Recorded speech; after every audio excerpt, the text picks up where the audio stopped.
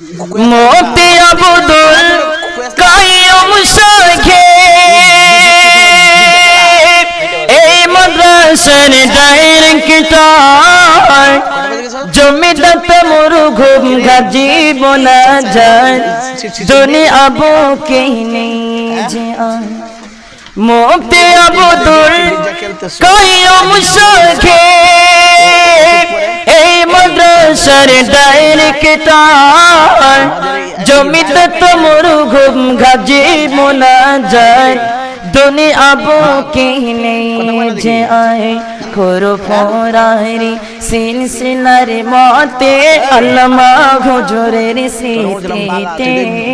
খোরো ফোরারি সিলসিলার মতে আল্লামা হুজুরের স্মৃতিতে খোদা রহম যে ঝরে পড়ে দেখতে লই বিচার হইব মাগরিবের পরে যাও।